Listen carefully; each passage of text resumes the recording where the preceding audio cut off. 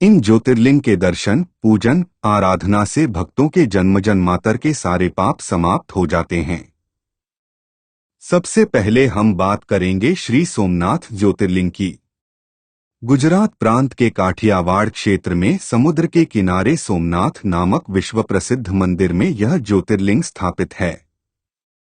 पहले यह क्षेत्र प्रभास क्षेत्र के नाम से जाना जाता था।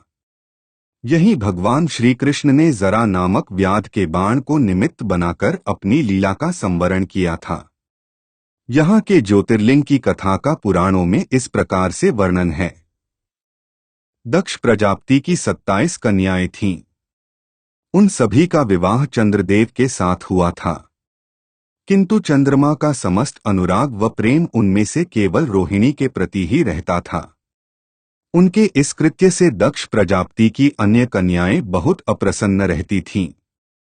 उन्होंने अपनी यह व्यथा कथा अपने पिता को सुनाई।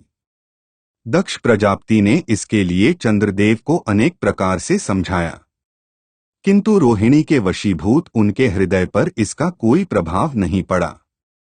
अंततः दक्ष ने क्रुद्ध होकर उन्हें क्षयग्रस्त हो जाने का शाप दे दिया। इस शाप के कारण चंद्रदेव तत्काल क्षयग्रस्त हो गए। उनके क्षयग्रस्त होते ही पृथ्वी पर सुधाशीतलता वर्षण का उनका सारा कार्य रुक गया। चारों ओर त्राहि मच गई। चंद्रमा भी बहुत दुखी और चिंतित थे। उनकी प्रार्थना सुनकर इंद्रादि देवता तथा वशिष्ठ आदि ऋषिगण उनके उद्धार के लिए पितामह ब्रह्मा जी के पास गए। सारी बातों को सुनकर ब्रह्मा जी ने कहा, चंद्रमा अपने शाप विमोचन के लिए अन्य देवों के साथ पवित्र प्रभास क्षेत्र में जाकर मृत्युंजय भगवान शिव की आराधना करें। उनकी कृपा से अवश्य ही इनका शाप नष्ट हो जाएगा और ये रोगमुक्त हो जाएंगे। उनके कथनानुसार चंद्रदेव ने मृत्युंजय भगवान की आराधना का सारा कार्य पूरा किया। उन्होंने घोर तपस्या करते हुए 10 करोड़ बार मृत्युंजय मंत्र का जप किया। इससे प्रसन्न होकर मृत्युंजय भगवान शिव ने उन्हें अमरत्व का वर प्रदान किया। उन्होंने कहा, चंद्रदेव, तुम शोक न करो, मेरे वर से तुम्हारा शापमोचन तो होगा ही, साथ ही साथ प्रजापति दक्ष के वचनों की रक्षा भी हो जाएगी। कृष्ण पक्ष में प्रतिदिन तुम्हारी एक एक कला क्षीण होगी, किंतु पुन शुक्ल पक्ष में उसी क्रम से तुम्हारी एक एक कला बढ़ जाया करेगी। इस प्रकार प्रत्येक पूर्णिमा को तुम्हें पूर्ण चंद्रत्व प्राप्त होता रहेगा। चंद्रमा को मिलने वाले इस वरदान से सारे लोकों के प्राणी प्रसन्न हो उठे। सुधाकर चंद्रदेव पुनः 10 दिशाओं में सुधावर्षण का कार्य पूर्ववत करने लगे। शाप मुक्त होकर चंद्रदेव ने अन्य देवताओं के साथ मिलकर मृत्युंजय भगवान से प्रार्थना की कि आप माता पार्वती जी के साथ सदा के लिए प्राणों के उद्धारार्थ यहाँ निवास करें। भगवान शिव उनकी इस प्रार्थना को स्वीकार करके ज्योतिर्लिंग के रूप में माता पार्वती जी के साथ तभी से यहाँ रहने लगे। पावन प्रभास क्षेत्र में स्थित इस सोमनाथ ज्योतिर्लिंग की महिमा महाभारत, श्रीमद् भागवत तथा स्कंद पुराण आदि में विस्तार से बताई गई है। चंद्रमा का एक नाम सोम भी है। उन्होंने भगवान शिव को ही अपना नाथस्वामी मानकर यहाँ तपस्या की थी। इस ज्योतिर्लिंग को सोमनाथ कहा जाता है। इसके दर्शन, पूजन, आराधना से भक्तों के जन्म जन्मांतर के सारे पाप और दुष्कृत्य विनष्ट हो जाते हैं। वे भगवान शिव और माता पार्वती की अक्षय कृपा का पात्र बन जाते हैं। मोक्ष का मार्ग उनके लिए सहज ही सुलभ हो जाता है।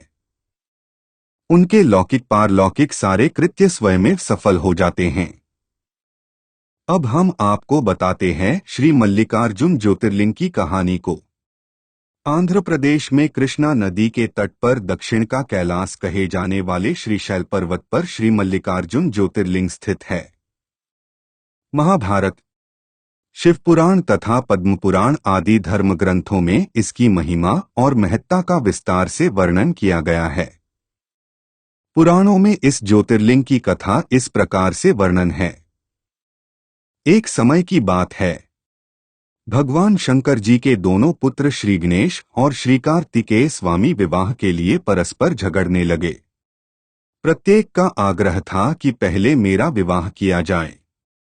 उन्हें लड़ते-झगड़ते देखकर भगवान शंकर और मां भवानी ने कहा, तुम लोगों में से जो पहले पूरी पृथ्वी का चक्कर लगाकर यहाँ वापस लौट आएगा उसी का विवाह पहले किया जाएगा।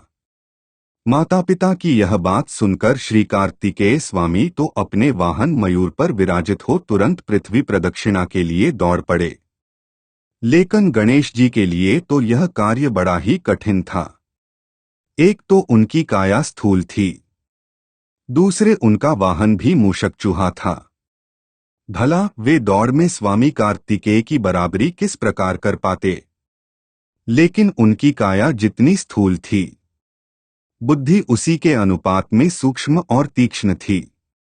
उन्होंने अविलंब पृथ्वी की परिक्रमा का एक सुगम उपाय खोज निकाला। सामने बैठे माता पिता का पूजन करने के पश्चात उनकी 7 प्रदक्षिणाएं करके उन्होंने पृथ्वी प्रदक्षिणा का कार्य पूरा कर लिया। उनका यह कार्य शास्त्रानुमोदित था। पूरी पृथ्वी का चक्कर लगाकर स्वामी कार्तिकेय जब तक लौटे तब तक गणेश जी का सिद्धि और बुद्धि नाम वाली 2 कन्याओं के साथ विवाह हो चुका था और उन्हें क्षेम तथा लाभ नामक 2 पुत्र भी प्राप्त हो चुके थे। यह सब देखकर स्वामी कार्तिकेय अत्यंत रुष्ट होकर क्रौंच पर्वत पर चले गए। माता पार्वती वहां उन्हें मनाने पहुंची। पीछे शंकर भगवान वहां पहुंचकर ज्योतिर्लिंग के रूप में प्रकट हुए और तब से मल्लिकार्जुन ज्योतिर्लिंग के नाम से प्रख्यात हुए। इनकी अर्चना सर्वप्रथम मल्लिका पुष्पों से की गई थी।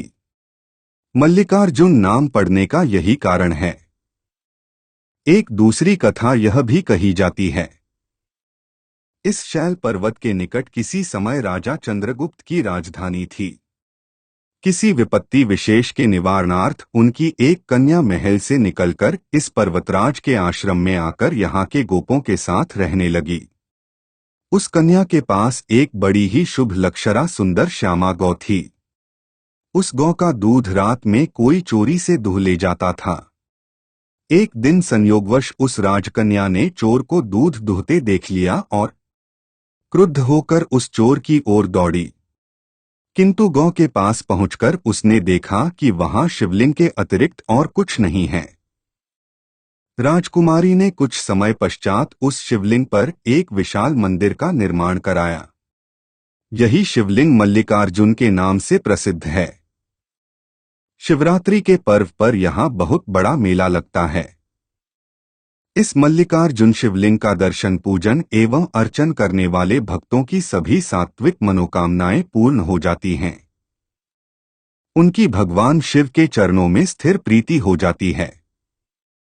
दैहिक, दैविक, भौतिक सभी प्रकार की बाधाओं से वे मुक्त हो जाते हैं। अब हम जानते हैं महाकालेश्वर ज्योतिर्लिंग के बारे में। यह परम पवित्र ज्योतिर्लिंग मध्य प्रदेश के उज्जैन नगर में है। पुण्यसलिला क्षिप्रा नदी के तट पर स्थित उज्जैन प्राचीन काल में उज्जैनी के नाम से विख्यात था। इसे अवंतिकापुरी भी कहते थे। यह भारत की परम पवित्र सप्तपुरियों में से एक है। महाभारत, शिवपुराण एवं स्कंद पुराण में महाकाल ज्योतिर्लिंग की महिमा का पूरे विस्तार के साथ वर्णन किया गया है। इस ज्योतिर्लिंग की कथा पुराणों में इस प्रकार वर्णित है। प्राचीन काल में उज्जैनी में राजा चंद्रसेन राज्य करते थे। वह परम शिवभक्त थे। एक दिन श्रीकर नामक एक 5 वर्ष का गोप बालक अपनी मां के साथ उधर से गुजर रहा था। राजा का शिव पूजन देखकर उसे बहुत विस्मय और कौतूहल हुआ। वह स्वयं उसी प्रकार की सामग्रियों से शिव पूजन करने के लिए लालायित हो उठा। सामग्री का साधन न जुट पाने पर लौटते समय उसने रास्ते से एक पत्थर का टुकड़ा उठा लिया। घर आकर उसी पत्थर को शिव रूप में स्थापित कर पुष्प, चंदन आदि से परम श्रद्धापूर्वक उसकी पूजा करने लगा। माता भोजन करने के लिए बुलाने आई, किंतु वह पूजा छोड़कर उठने के लिए किसी भी प्रकार तैयार नहीं हुआ। अंत में माता ने झल्लाकर पत्थर का वह टुकड़ा उठाकर दूर फेंक दिया। इससे बहुत ही दुखी होकर वह बालक जोर जोर से भगवान शिव को पुकारता हुआ रोने लगा। रोते रोते अंत में बेहोश होकर वह वहीं गिर पड़ा। बालक की अपने प्रति यह भक्ति और प्रेम देखकर भोलेनाथ भगवान शिव अत्यंत प्रसन्न हो गए। बालक ने जैसे ही होश में आकर अपने नेत्र खोले तो उसने देखा कि उसके सामने एक बहुत ही भव्य और अतिविशाल स्वर्ण और रत्नों से बना हुआ मंदिर खड़ा है। उस मंदिर के अंदर एक बहुत ही प्रकाशपूर्ण, भास्वर, तेजस्वी ज्योतिर्लिंग खड़ा है। बच्चा प्रसन्नता और आनंद से विभोर होकर भगवान शिव की स्तुति करने लगा। माता को जब यह समाचार मिला तब दौड़कर उसने अपने प्यारे लाल को गले से लगा लिया। पीछे राजा चंद्रसेन ने भी वहां पहुंचकर उस बच्चे की भक्ति और सिद्धि की बड़ी सराहना की। धीरे धीरे वहां बड़ी भीड़ जुट गई। इतने में उस स्थान पर हनुमान जी प्रकट हो गए। उन्होंने कहा, मनुष्यों, भगवान शंकर शीघ्र फल देने वाले देवताओं में सर्वप्रथम हैं। इस बालक की भक्ति से प्रसन्न होकर उन्होंने इसे ऐसा फल प्रदान किया है जो बड़े बड़े ऋषिमुनि करोड़ों जन्मों की तपस्या से भी प्राप्त नहीं कर पाते। इस गोप बालक की 8वीं पीढ़ी में धर्मात्मा नंदगोप का जन्म होगा। द्वापर युग में भगवान विष्णु कृष्ण अवतार लेकर उनके वहां तरह तरह की लीलाएं करेंगे। हनुमान जी इतना कहकर अंतर्धान हो गए। उस स्थान पर नियम से भगवान शिव की आराधना करते हुए अंत में श्रीकर गोप और राजा चंद्रसेन शिवधाम को चले गए। इस ज्योतिर्लिंग के विषय में एक दूसरी कथा इस प्रकार कही जाती है।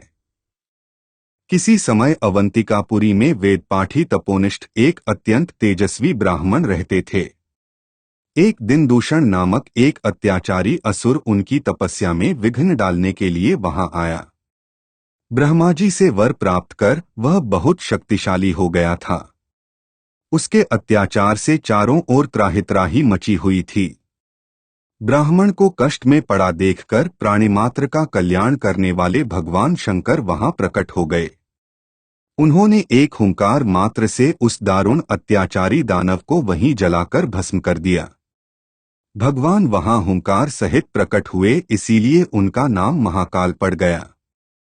इसीलिए परम पवित्र ज्योतिर्लिंग को महाकाल के नाम से जाना जाता है।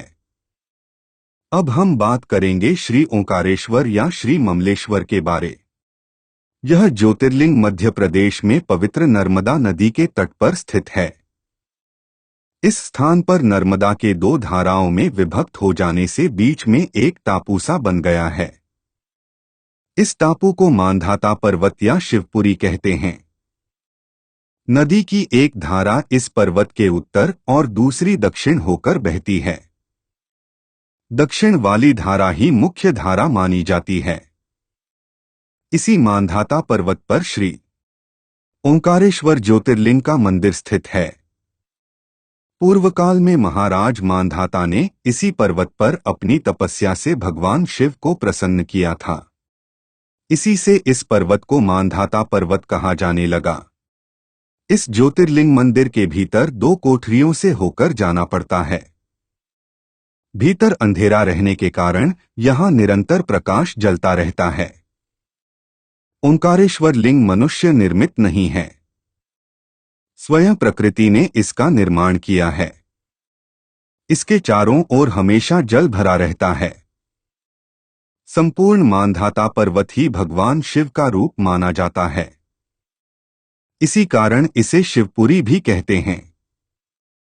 लोग भक्तिपूर्वक इसकी परिक्रमा करते हैं। कार्तिकी पूर्णिमा के दिन यहाँ बहुत भारी मेला लगता है। यहाँ लोग भगवान शिवजी को चने की दाल चढ़ाते हैं। रात्रि की शिव आरती का कार्यक्रम बड़ी भव्यता के साथ होता है। तीर्थयात्रियों को इसके दर्शन अवश्य करने चाहिए। इस ओंकारेश्वर ज्योतिर्लिंग के 2 स्वरूप हैं। एक को ममलेश्वर के नाम से जाना जाता है। यह नर्मदा के दक्षिण तट पर ओंकारेश्वर से थोड़ी दूर हटकर है। पृथक होते हुए भी दोनों की गणना एक ही में की जाती है। लिंग के 2 स्वरूप होने की कथा पुराणों में इस प्रकार दी गई है। एक बार विंध्य पर्वत ने पार्थिवर्चना के साथ भगवान शिव की 6 मास तक कठिन उपासना की। उनकी इस उपासना से प्रसन्न होकर भूत भावन शंकर जी वहां प्रकट हुए। उन्होंने विंध्य को उनके मनोवांछित वर प्रदान किए। विंध्याचल की इस वर प्राप्ति के अवसर पर वहां बहुत से ऋषिगण और मुनि भी पधारे। उनकी प्रार्थना पर शिवजी ने अपने ओंकारेश्वर नामक लिंग के दो भाग किए। एक का नाम ओंकारेश्वर और दूसरे का अमलेश्वर पड़ा। दोनों लिंगों का स्थान और मंदिर पृथक होते भी दोनों की सत्ता और स्वरूप एक ही माना गया है। शिवपुराण में इस ज्योतिर्लिंग की महिमा का विस्तार से वर्णन किया गया है। श्री ओंकारेश्वर और श्री ममलेश्वर के दर्शन का पुण्य बताते हुए नर्मदा स्नान के पावन फल का भी वर्णन किया गया है। प्रत्येक मनुष्य को इस क्षेत्र की यात्रा अवश्य ही करनी चाहिए। लौकिक पारलौकिक दोनों प्रकार के उत्तम फलों की प्राप्ति भगवान ओंकारेश्वर की कृपा से सहज ही हो जाती है। अर्थ, धर्म, काम, मोक्ष के सभी साधन उसके लिए सहज ही सुलभ हो जाते हैं। अंततः उसे लोकेश्वर महादेव भगवान शिव के परमधाम की प्राप्ति भी हो जाती है। भगवान शिव तो भक्तों पर अकारण ही कृपा करने वाले हैं। फिर जो लोग यहाँ आकर उनके दर्शन करते हैं, उनके सौभाग्य के विषय में कहना ही क्या है। उनके लिए तो सभी प्रकार के उत्तम पुण्य मार्ग सदा के लिए खुल जाते हैं। अब चलते हैं श्री केदारनाथ ज्योतिर्लिंग की तरफ। यह ज्योतिर्लिंग पर्वतराज हिमालय की केदार नामक चोटी पर स्थित है। पुराणों एवं शास्त्रों में श्री केदारेश्वर ज्योतिर्लिंग की महिमा का वर्णन बारंबार किया गया है। यहाँ की प्राकृतिक शोभा देखते ही बनती है। इस चोटी के पश्चिम भाग में पुण्यमती मंदाकिनी नदी के तट पर स्थित केदारेश्वर महादेव का मंदिर अपने स्वरूप से ही हमें धर्म और अध्यात्म की ओर बढ़ने का संदेश देता है। चोटी के पूर्व में अलकनंदा के सुरमय तट पर बद्रीनाथ का परम प्रसिद्ध मंदिर है। अलकनंदा और मंदाकिनी ये दोनों नदियां नीचे रुद्रप्रयाग में आकर मिल जाती हैं। दोनों नदियों की यह संयुक्त धारा और नीचे देवप्रयाग में आकर भागीरथी गंगा से मिल जाती हैं। इस प्रकार परम पावन गंगा जी में स्नान करने वालों को भी श्री केदारेश्वर और बद्रीनाथ के चरणों को धोने वाले जल का स्पर्श सुलभ हो जाता है। इस अतीव पवित्र पुण्य फलदायी ज्योतिर्लिंग की स्थापना के विषय में पुराणों में यह कथा वर्णित है। अनंत रत्नों के जनक, अतिशय पवित्र, तपस्वियों, ऋषियों, सिद्धों, देवताओं की निवास भूमि पर्वतराज हिमालय के केदार नामक अत्यंत शोभाशाली श्रृंग पर महातपस्वी श्रीनर और नारायण ने बहुत वर्षों तक भगवान शिव को प्रसन्न करने के लिए बड़ी कठिन तपस्या की। कई हजार वर्षों तक वे निराहार रहकर एक पैर पर खड़े होकर शिव नाम का जप करते रहे। इस तपस्या से सारे लोकों में उनकी चर्चा होने लगी। देवता, ऋषिमुनि, यक्ष, गंधर्व सभी उनकी साधना और संयम की प्रशंसा करने लगे। चराचर के पितामह ब्रह्मा जी और सबका पालन पोषण करने वाले भगवान विष्णु भी महातपस्वी नरनारायण के तप की भूरी भूरी प्रशंसा करने लगे। अंत में भगवान शंकर जी भी उनकी उस कठिन साधना से प्रसन्न हो उठे। उन्होंने प्रत्यक्ष प्रकट होकर उन दोनों ऋषियों को दर्शन दिए। नर और नारायण ने भगवान भोलेनाथ के दर्शन से भाव विह्वल और आनंद विभोर होकर बहुत प्रकार की पवित्र स्तुतियों और मंत्रों से उनकी पूजा अर्चना की। भगवान शिवजी ने अत्यंत प्रसन्न होकर उनसे वर मांगने को कहा।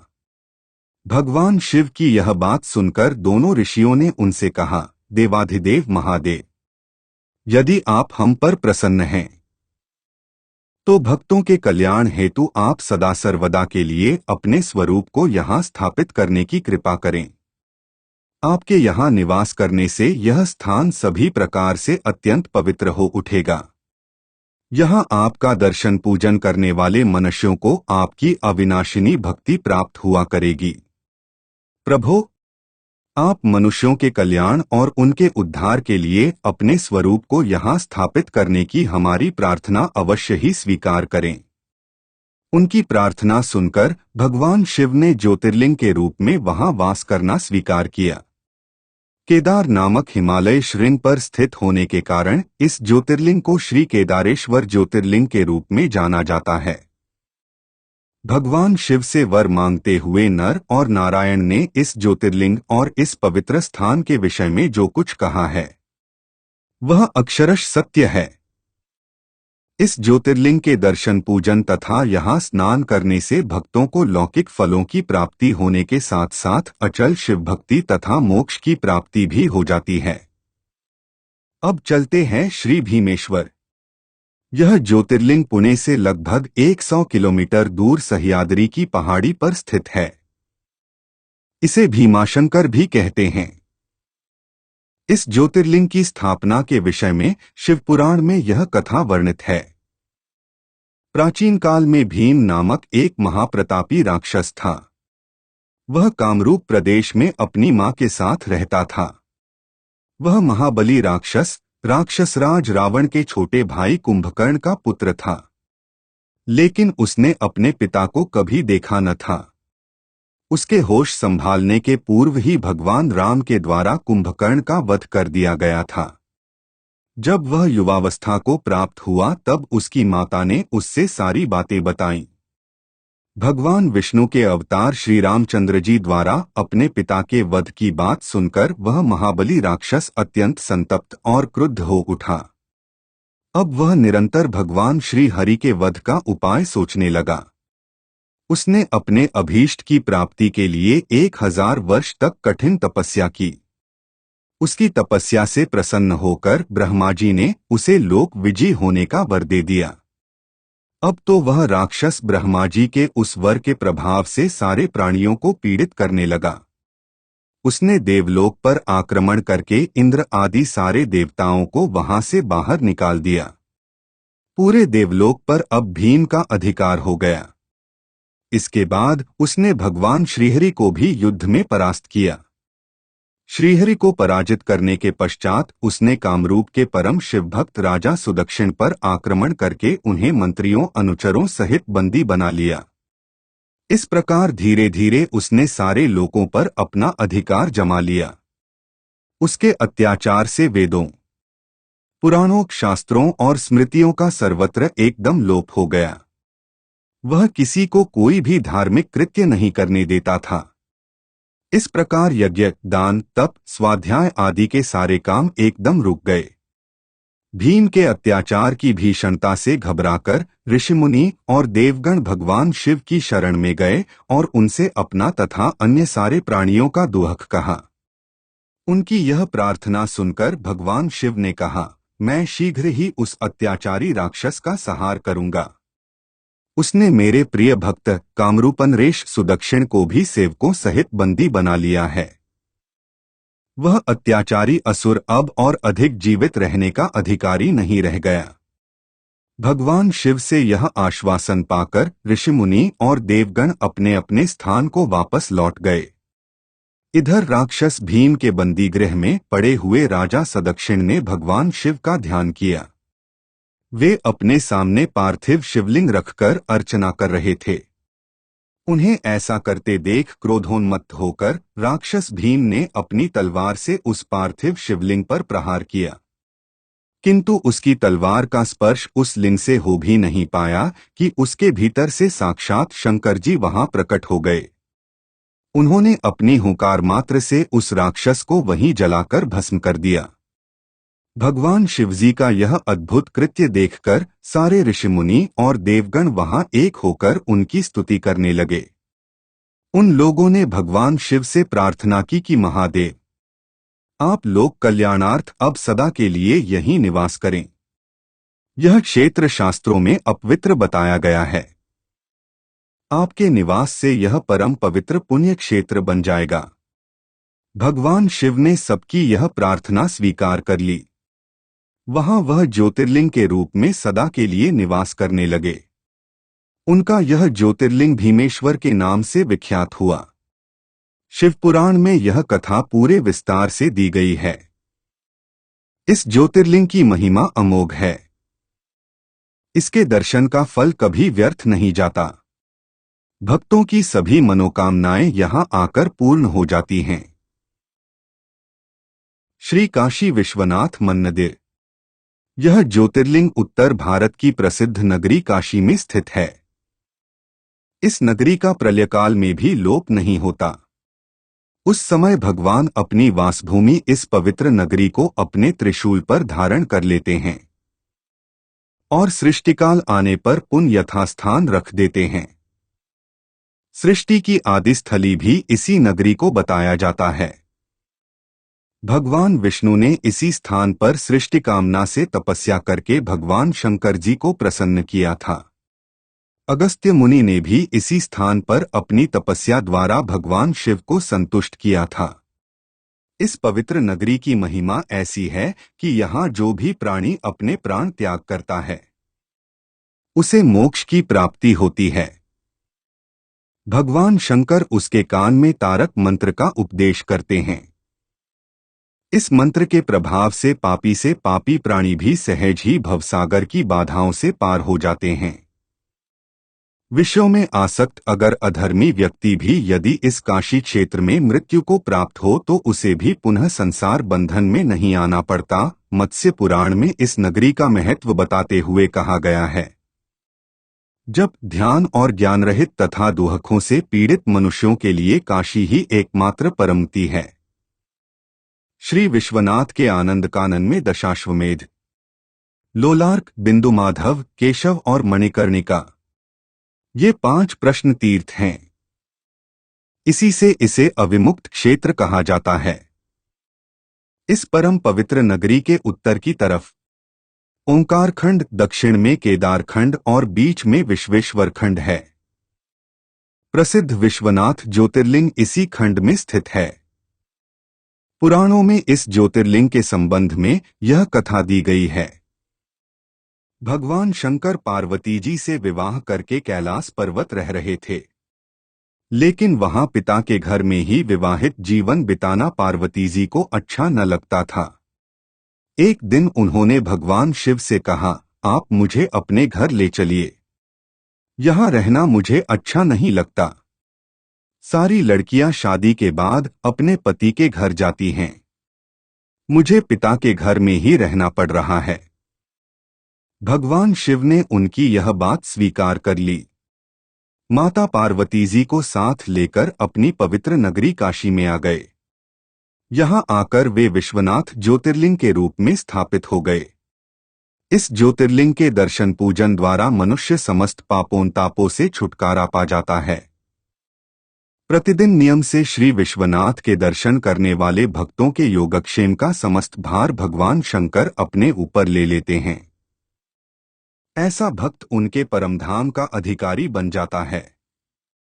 भगवान शिवजी की कृपा उस पर सदैव बनी रहती है। श्री त्र्यंबकेश्वर ज्योतिर्लिंग। यह ज्योतिर्लिंग महाराष्ट्र प्रांत में नासिक से 30 किलोमीटर दूर पश्चिम में स्थित है। इस ज्योतिर्लिंग की स्थापना के विषय में शिवपुराण में यह कथा वर्णित है। एक बार महर्षि गौतम के तपोवन में रहने वाले ब्राह्मणों की पत्नियां किसी बात पर उनकी पत्नी अहिल्या से नाराज हो गईं। उन्होंने अपने पतियों को ऋषि गौतम का अपकार करने के लिए प्रेरित किया। उन ब्राह्मणों ने इसके निमित्त भगवान श्री गणेश जी की आराधना की। उनकी आराधना से प्रसन्न हो गणेश जी ने प्रकट होकर उनसे वर मांगने को कहा। उन ब्राह्मणों ने कहा, प्रभो, यदि आप हम पर प्रसन्न हैं तो किसी प्रकार ऋषि गौतम को इस आश्रम से बाहर निकाल दें। उनकी यह बात सुनकर गणेश जी ने उन्हें ऐसा वर मांगने के लिए समझाया, किंतु वे अपने आग्रह पर अटल रहे। अंततः गणेश जी को विवश होकर उनकी बात माननी पड़ी। अपने भक्तों का मन रखने के लिए वे एक दुर्बल गाय का रूप धारण करके ऋषि गौतम के खेत में जाकर रहने लगे। गाय को फसल चरते देखकर ऋषि बड़ी नरमी के साथ हाथ में तृण लेकर उसे हाँकने के लिए लपके। उन तृणों का स्पर्श होते ही वह गाय वहीं मरकर गिर पड़ी। अब तो बड़ा हाहाकार मचा। सारे ब्राह्मण एकत्र हो गोहत्यारा कहकर ऋषि गौतम की भर्त्सना करने लगे। ऋषि गौतम इस घटना से बहुत आश्चर्यचकित और दुखी थे। अब उन सारे ब्राह्मणों ने कहा कि तुम्हें यह आश्रम छोड़कर अन्यत्र कहीं दूर चले जाना चाहिए। गोहत्यारे के निकट रहने से हमें भी पाप लगेगा। विवश होकर ऋषि गौतम अपनी पत्नी अहिल्या के साथ वहां से एक कोस दूर जाकर रहने लगे, किंतु उन ब्राह्मणों ने वहां भी उनका रहना दूभर कर दिया। वे कहने लगे, गोहत्या के कारण तुम्हें अब वेद पाठ और यज्ञादि के कार्य करने का कोई अधिकार नहीं रह गया। अत्यंत अनुनय भाव से ऋषि गौतम ने उन ब्राह्मणों से प्रार्थना की कि आप लोग मेरे प्रायश्चित और उद्धार का कोई उपाय बताएं। तब उन्होंने कहा, गौतम, तुम अपने पाप को सर्वत्र सबको बताते हुए 3 बार पूरी पृथ्वी की परिक्रमा करो, फिर लौटकर यहाँ 1 महीने तक व्रत करो। इसके बाद ब्रह्मगिरी की 101 परिक्रमा करने के बाद तुम्हारी शुद्धि होगी, अथवा यहाँ गंगाजी को लाकर उनके जल से स्नान करके 1 करोड़ पार्थिव शिवलिंगों से शिवजी की आराधना करो। इसके बाद पुनः गंगाजी में स्नान करके इस ब्रह्मगिरी की 11 बार परिक्रमा करो। फिर 100 घड़ों के पवित्र जल से पार्थिव शिवलिंगों को स्नान कराने से तुम्हारा उद्धार होगा। ब्राह्मणों के कथनानुसार महर्षि गौतम वे सारे कार्य पूरे करके पत्नी के साथ पूर्णतः तल्लीन होकर भगवान शिव की आराधना करने लगे। इससे प्रसन्न हो भगवान शिव ने प्रकट होकर उनसे वर मांगने को कहा। महर्षि गौतम ने उनसे कहा, भगवान, मैं यही चाहता हूँ कि आप मुझे गोहत्या के पाप से मुक्त कर दें। भगवान शिव ने कहा, गौतम, तुम सर्वथा निष्पाप हो। गोहत्या का अपराध तुम पर छलपूर्वक लगाया गया था। छलपूर्वक ऐसा करवाने वाले तुम्हारे आश्रम के ब्राह्मणों को मैं दंड देना चाहता हूँ। इस पर महर्षि गौतम ने कहा कि प्रभु, उन्हीं के निमित्त से तो मुझे आपका दर्शन प्राप्त हुआ है। अब उन्हें मेरा परमहित समझकर उन पर आप क्रोध न करें। बहुत से ऋषियों, मुनियों और देवगणों ने वहां एकत्र हो गौतम की बात का अनुमोदन करते हुए भगवान शिव से सदा वहां निवास करने की प्रार्थना की। वे उनकी बात मानकर वहां त्र्यंब ज्योतिर्लिंग के नाम से स्थित हो गए। गौतम जी द्वारा लाई गई गंगा जी भी वहां पास में गोदावरी नाम से प्रवाहित होने लगी। यह ज्योतिर्लिंग समस्त पुण्यों को प्रदान करने वाला है। श्री वैद्यनाथ ज्योतिर्लिंग की कहानी कुछ इस प्रकार है। यह ज्योतिर्लिंग बिहार प्रांत के संथाल परगने में स्थित है।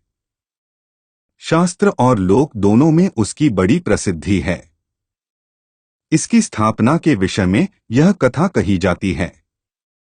एक बार राक्षसराज रावण ने हिमालय पर जाकर भगवान शिव का दर्शन प्राप्त करने के लिए बड़ी घोर तपस्या की। उसने एक एक करके अपने सिर काटकर शिवलिंग पर चढ़ाना शुरू किए। इस प्रकार उसने अपने 9 सिर वहां काटकर चढ़ा दिए। जब वह अपना 10वां और अंतिम सिर काटकर चढ़ाने के लिए उद्यत हुआ, तब भगवान शिव अति प्रसन्न और संतुष्ट होकर उसके समक्ष प्रकट हो गए। शीश काटने को उद्यत रावण का हाथ पकड़कर उन्होंने उसे ऐसा करने से रोक दिया। उसके 9 सिर भी पहले की तरह जोड़ दिए और अत्यंत प्रसन्न होकर उससे वर मांगने को कहा। रावण ने वर के रूप में भगवान शिव से उस शिवलिंग को अपनी राजधानी लंका में ले जाने की अनुमति मांगी। भगवान शिव ने उसे यह वरदान तो दे दिया, लेकिन एक शर्त भी उसके साथ लगा दी। उन्होंने कहा, तुम शिवलिंग ले जा सकते हो, किंतु यदि रास्ते में इसे कहीं रख दोगे तो यह वहीं अचल हो जाएगा। तुम फिर इसे उठा न सकोगे। रावण इस बात को स्वीकार कर उस शिवलिंग को उठाकर लंका के लिए चल पड़ा। चलते चलते एक जगह मार्ग में उसे लघुशंका करने की आवश्यकता महसूस हुई। वह उस शिवलिंग को एक अहीर के हाथ में थमाकर लघुशंका की निवृत्ति के लिए चल पड़ा। उस अहीर को शिवलिंग का भार बहुत अधिक लगा और वह उसे संभाल न सका। विवश होकर उसने शिवलिंग को वहीं भूमि पर रख दिया। रावण जब लौटकर आया तब बहुत प्रयत्न करने के बाद भी उस शिवलिंग को किसी प्रकार भी उठा न सका। अंत में थककर उस पवित्र शिवलिंग पर अपने अंगूठे का निशान बनाकर उसे वहीं छोड़कर लंका को लौट गया। तत्पश्चात ब्रह्मा, विष्णु आदि देवताओं ने वहां आकर उस शिवलिंग का पूजन किया। इस प्रकार वहां उसकी प्रतिष्ठा कर वे लोग अपने अपने धाम को लौट गए। यही ज्योतिर्लिंग श्री वैद्यनाथ के नाम से जाना जाता है। यह श्री वैद्यनाथ ज्योतिर्लिंग अनंत फलों को देने वाला है। यह 11 अंगुल ऊंचा है। इसके ऊपर अंगूठे के आकार का गड्ढा है। कहा जाता है कि यह वही निशान है जिसे रावण ने अपने अंगूठे से बनाया था। यहाँ दूर दूर से तीर्थों का जल लाकर चढ़ाने का विधान है। रोग मुक्ति के लिए भी इस ज्योतिर्लिंग की महिमा बहुत प्रसिद्ध है। पुराणों में बताया गया है कि जो मनुष्य इस ज्योतिर्लिंग का दर्शन करता है उसे अपने समस्त पापों से छुटकारा मिल जाता है। उस पर भगवान शिव की कृपा सदा बनी रहती है। दैहिक दैविक भौतिक कष्ट उसके पास भूल कर भी नहीं आते। भगवान शंकर की कृपा से वह सारी बाधाओं समस्त रोगों शोकों से छुटकारा पा जाता है। उसे परम शांतिदायक शिवधाम की प्राप्ति होती है। अब हम बात करेंगे श्री नागेश्वर ज्योतिर्लिंग के बारे में। भगवान शिव का यह प्रसिद्ध ज्योतिर्लिंग गुजरात प्रांत में द्वारकापुरी से लगभग 17 मील की दूरी पर स्थित है। इस पवित्र ज्योतिर्लिंग के दर्शन की शास्त्रों में बड़ी महिमा बताई गई है। कहा गया है कि जो श्रद्धापूर्वक इसकी उत्पत्ति और महात्म्य की कथा सुनेगा वह सारे पापों से छुटकारा पाकर समस्त सुखों का भोग करता हुआ अंत में भगवान शिव के परम पवित्र दिव्य धाम को प्राप्त होगा। इस ज्योतिर्लिंग के संबंध में पुराणों यह कथा वर्णित है। सुप्रिय नामक एक बड़ा धर्मात्मा और सदाचारी वैश्य था। वह भगवान शिव का अनन्य भक्त था। वह निरंतर उनकी आराधना पूजन और ध्यान में तल्लीन रहता था। अपने सारे कार्य वह भगवान शिव को अर्पित करके करता था। मन वचन कर्म से वह पूर्णतः शिवार्चन में ही तल्लीन रहता था। उसकी इस शिव भक्ति से दारुक नामक एक राक्षस बहुत क्रुद्ध रहता था। उसे भगवान शिव की यह पूजा किसी प्रकार भी अच्छी नहीं लगती थी। वह निरंतर इस बात का प्रयत्न किया करता था कि उस सुप्रिय की पूजा अर्चना में विघ्न पहुंचे। एक बार सुप्रिय नौका पर सवार होकर कहीं जा रहा था। उस दुष्ट राक्षस दारुक ने यह उपयुक्त अवसर देखकर नौका पर आक्रमण कर दिया। उसने नौका में सवार सभी यात्रियों को पकड़कर अपनी राजधानी में ले जाकर कैद कर लिया। सुप्रिय कारागार में भी अपने नित्य नियम के अनुसार भगवान शिव की पूजा आराधना करने लगा। अन्य बंदी यात्रियों को भी वह शिव भक्ति की प्रेरणा देने लगा। दारुक ने जब अपने सेवकों से सुप्रिय के विषय में यह समाचार सुना तब वह अत्यंत क्रुद्ध होकर उस कारागार में आ पहुंचा। सुप्रिय उस समय भगवान शिव के चरणों में ध्यान लगाए हुए दोनों आंखें बंद किए बैठा था। उस राक्षस ने उसकी यह मुद्रा देखकर अत्यंत भीषण स्वर में उसे डांटते हुए कहा, अरे दुष्ट वैश्य, तू आंखें बंद कर इस समय यहाँ कौन से उपद्रव और षड्यंत्र करने की बातें सोच रहा है। उसके यह कहने पर भी धर्मात्मा शिवभक्त सुप्रिय की समाधि भंग नहीं हुई। अब तो वह दारुक राक्षस क्रोध से एकदम पागल हो उठा। उसने तत्काल अपने अनुचरों को सुप्रिय तथा अन्य सभी बंदियों को मार डालने का आदेश दे दिया। सुप्रिय उसके इस आदेश से जरा भी विचलित और भयभीत नहीं हुआ। वह एकाग्र मन से अपनी और अन्य बंदियों की मुक्ति के लिए भगवान शिव से प्रार्थना करने लगा। उसे यह पूर्ण विश्वास था कि मेरे आराध्य भगवान शिवजी इस विपत्ति से मुझे अवश्य ही छुटकारा दिलाएंगे। उसकी प्रार्थना सुनकर भगवान शंकर जी तत्क्षण उस कारागार में एक ऊंचे स्थान में एक चमकते हुए सिंहासन पर स्थित होकर ज्योतिर्लिंग के रूप में प्रकट हो गए। उन्होंने इस प्रकार सुप्रिय को दर्शन देकर उसे अपना पाशुपतस्त्र भी प्रदान किया। इस अस्त्र से राक्षस दारुक तथा उसके सहायक का वध करके सुप्रिय शिवधाम को चला गया। भगवान शिव के आदेशानुसार ही इस ज्योतिर्लिंग का नाम नागेश्वर पड़ा। श्री रामेश्वर ज्योतिर्लिंग इस ज्योतिर्लिंग की स्थापना मर्यादा पुरुषोत्तम भगवान श्री रामचंद्र जी ने की थी। स्कंद पुराण में इसकी महिमा विस्तार से वर्णित है। इसके विषय में यह कथा कही जाती है। जब भगवान श्री रामचंद्र जी लंका पर चढ़ाई करने के लिए जा रहे थे, तब इसी स्थान पर उन्होंने समुद्र की बालू से शिवलिंग बनाकर उसका पूजन किया था।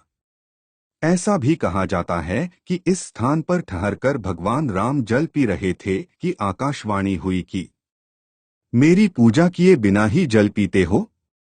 इस वाणी को सुनकर भगवान श्री राम ने बालू से शिवलिंग बनाकर उसकी पूजा की तथा भगवान शिव से रावण पर विजय प्राप्त करने का वर मांगा।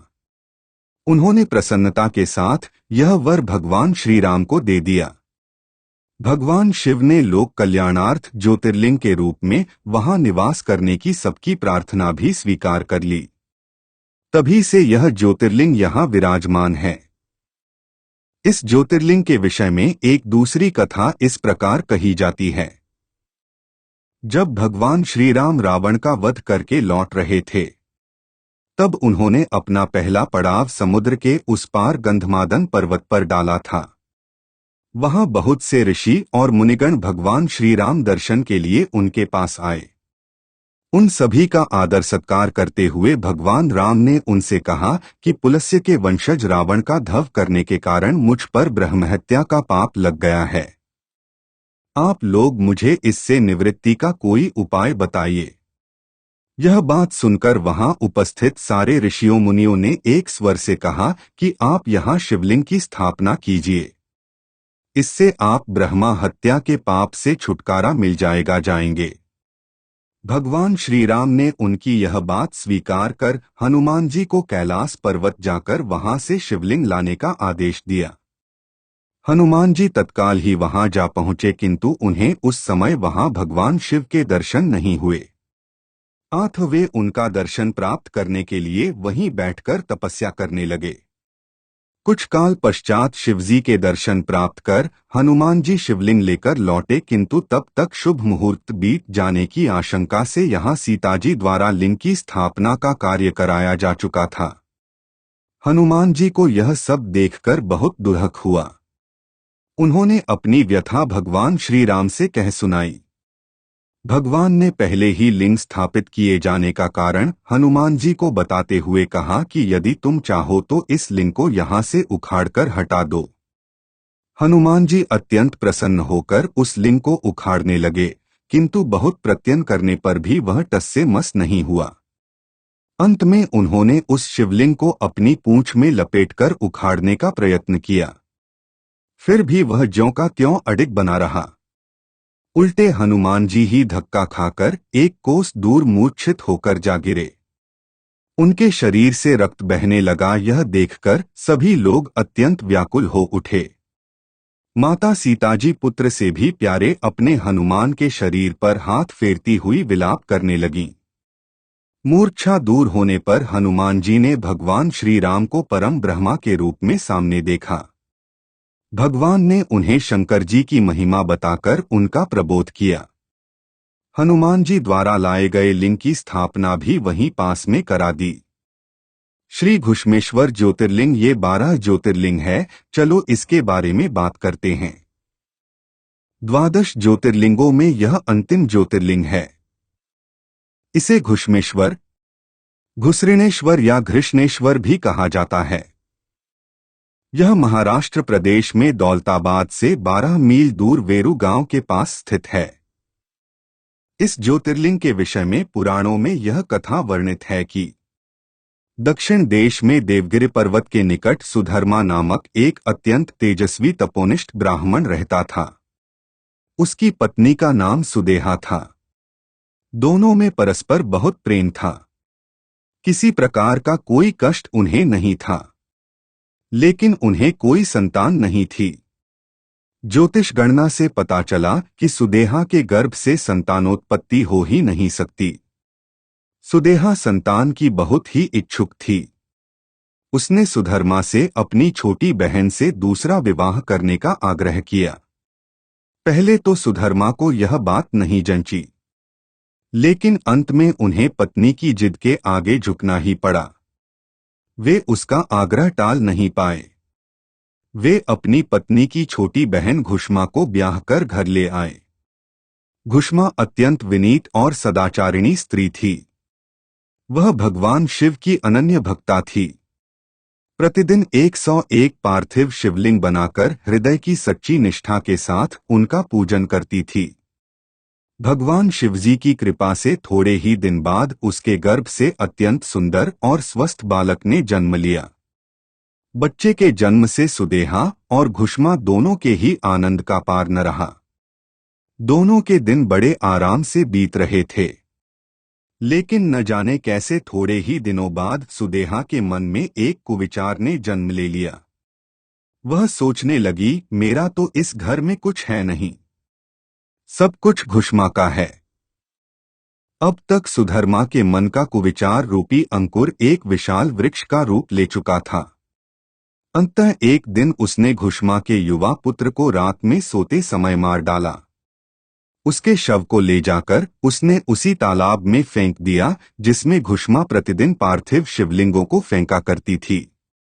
मेरे पति पर भी उसने अधिकार जमा लिया, संतान भी उसी की है। यह कुविचार धीरे धीरे उसके मन में बढ़ने लगा। इधर घुष्मा का वह बालक भी बड़ा हो रहा था। धीरे धीरे वह जवान हो गया। उसका विवाह भी हो गया। अब तक सुधर्मा के मन का कुविचार रूपी अंकुर एक विशाल वृक्ष का रूप ले चुका था। अंततः एक दिन उसने घुष्मा के युवा पुत्र को रात में सोते समय मार डाला। उसके शव को ले जाकर उसने उसी तालाब में फेंक दिया जिसमें घुष्मा प्रतिदिन पार्थिव शिवलिंगों को फेंका करती थी। सुबह होते ही सबको इस बात का पता लगा। पूरे घर में कोहराम मच गया। सुधर्मा और उसकी पुत्रवधू दोनों सिर पीटकर फूट फूट कर रोने लगे। लेकिन घुष्मा नित्य की भांति भगवान शिव की आराधना में तल्लीन रही, जैसे कुछ हुआ ही न हो। पूजा समाप्त करने के बाद वह पार्थिव शिवलिंगों को तालाब में छोड़ने के लिए चल पड़ी। जब वह तालाब से लौटने लगी उसी समय उसका प्यारा लाल तालाब के भीतर से निकलकर आता हुआ दिखलाई पड़ा। वह सदा की भांति आकर घुष्मा के चरणों पर गिर पड़ा, जैसे कहीं आसपास से ही घूमकर आ रहा हो। इसी समय भगवान शिव भी वहां प्रकट होकर घुष्मा से वर मांगने को कहने लगे। वह सुदेहा की घनौनी करतूत से अत्यंत क्रुद्ध हो उठे थे। अपने त्रिशूल द्वारा उसका गला काटने को उद्यत दिखलाई दे रहे थे। घुष्मा ने हाथ जोड़कर भगवान शिव से कहा, प्रभो, यदि आप मुझ पर प्रसन्न हैं तो मेरी उस अभागिन बहन को क्षमा कर दें। निश्चित ही उसने अत्यंत जघन्य पाप किया है, किंतु आपकी दया से मुझे मेरा पुत्र वापस मिल गया। अब आप उसे क्षमा करें। और प्रभो, मेरी एक प्रार्थना और है। लोक कल्याण के लिए आप इस स्थान पर सर्वदा के लिए निवास करें। भगवान शिव ने उसकी ये दोनों बातें स्वीकार कर लीं। ज्योतिर्लिंग के रूप में प्रकट होकर वह वहीं निवास करने लगे। सती शिवभक्त घुष्मा के आराध्य होने के कारण वे यहाँ घुष्मेश्वर महादेव के नाम से विख्यात हुए। घुष्मेश्वर ज्योतिर्लिंग की महिमा पुराणों में बहुत विस्तार से वर्णित की गई है। इनका दर्शन लोक परलोक दोनों के लिए अमोघ फलदायी है।